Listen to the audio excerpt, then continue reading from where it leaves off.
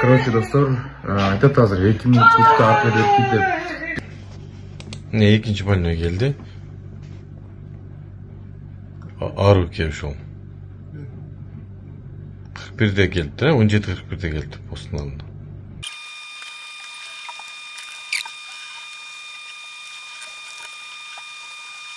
Ne 3 minut durunca.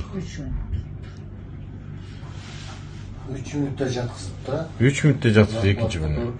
Азыр мындай кылып карасам мен нээсе аралашпай эле коеюн, учпай эле коеюн дейм, адам ооруп турганда, бирок 2 минут күтүп албай ушинтип тартты дегендерге ал жерде Аружанын видеосу жок. Ал биз менен келген экинчи эже болчу. Эң акырына келгенде 2 минут калганда тартыптыр дагы киргизип коюптур достор. Биз нээсе по факту отурган болсок 1 саат күттүк. Өзүңөр билесиңер, Баткен менен Оштун жолу кандай жаман. 6 saat дегенде келдик. 6 saat дегенде келгенде алардын белинде бел, омурткасында омуртка, мойын дегенде мойын калбады. Келгенде айттык, пожалуйста, хотя бы бир нерсе сайып коюлат дедик. У нас корпоратив на первом месте, чем человеческая жизнь.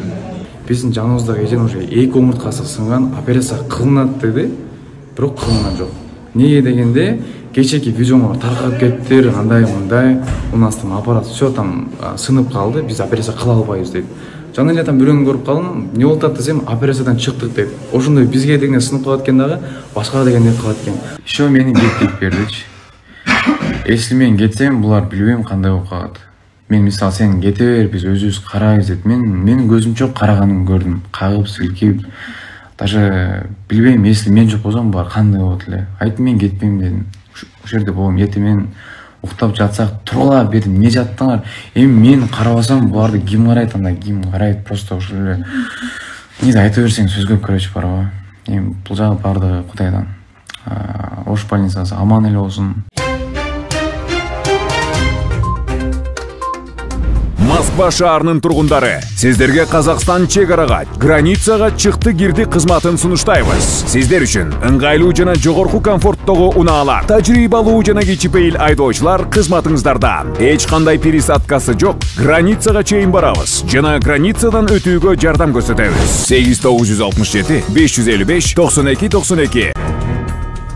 Блогер оорукананын коридорунда 2 мүнөт гана жаткан деген жетекчи видео менен бөлүштү. Ош облустук оорукананын жамааты кечээ 26 декабрда жаңы жылды кечип өткөрүп, бейтаптарды коридордо күттүрүштү. Бул тууралуу өзүнүн Instagram баракчасына блогер Аружан Бекешева жазды. Аны тез жардам муунасы менен Баткенден Ошко жеткиришкен. Бирок облустук клиникада дароо кабыл албай, рентгенге дагы түшүрүшкөн эмес. Анын айтымында, буга дарыгерлердин кечеси себеп болгон. Достор, Ош облустук оорукананын коридорунда жатам, себеп бүгүн корпоратив экен. Рентгенге дагы ушуга байланыштуу түшүрбөйбүз дешти деген ал. Окуя боюнча Серип медиа маалымат агенттиги Ош облустук оорукананын жетекчиси Атабек Жумалиев менен байланышканбыз. Ал окуянын видеосу менен бөлүштү. 26 декабрь күнү саат 17:30 чамасында Ош облустар аралык бириккен клиникалык ооруканасынын кабыл алуу бөлүмүнө 2000 жылы туулган Аружан Бекешева аттуу бейтап түшкөн. Бейтапты күзөттөгү дарыгер травматолог Султан Жусупбеков кабыл алып, бир сыра кароодон өткөрүп, диагноз аныктап, нейрохирургия бөлүмүнө бейтап баянын ачып, бөлүмдүн 4-орунду 3-палатасына жаткырган. Бейтап нейрохирургия бөлүмүнө барган учурдан 2 мүнөт 40 секундтун ичинде палатага жайгаштырылган. Коридордо болгону керебеттин шейшептерин алмаштырганча 2 мүнөт 40 секунд коридордо болгон. Ооруканада ар дайым күзөттөгү дарыгерлер өз милдеттерин аткарып, ар бир бейтапты кабыл алып, текшерүүдөн өткөрүп, тийиштүү бөлүмдөргө жайгаштырышат. Дарыгерлер үчүн блогерлер болобу, катардагы карапайым бейтап болобу айырмасы жок. Азыркы учурда бейтапка кошумча изилдөөлөр жүргүзүлүп, тийиштүү жардам көрсөтүлүүдө.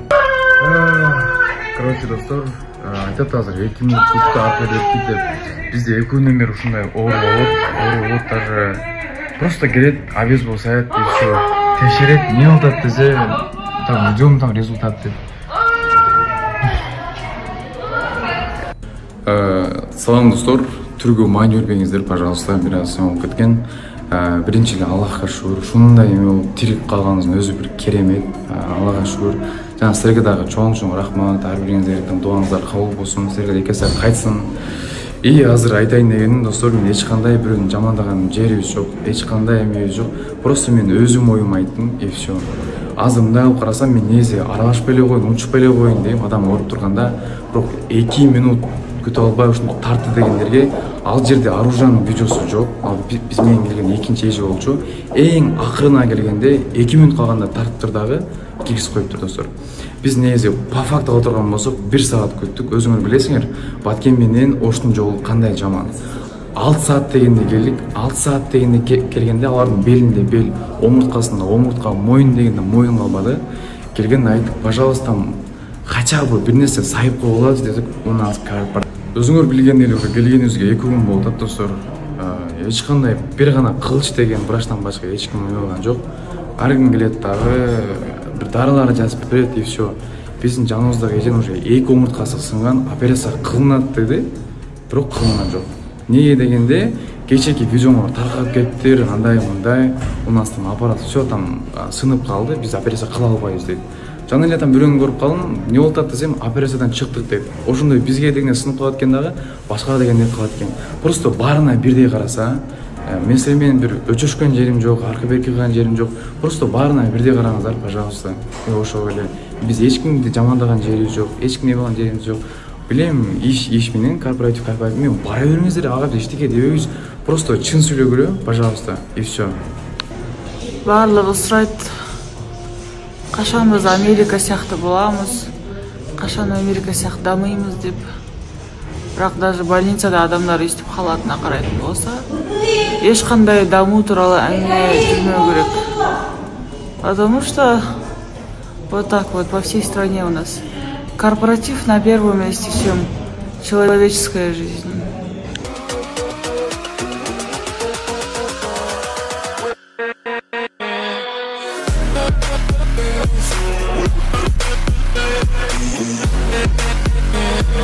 We'll be right back.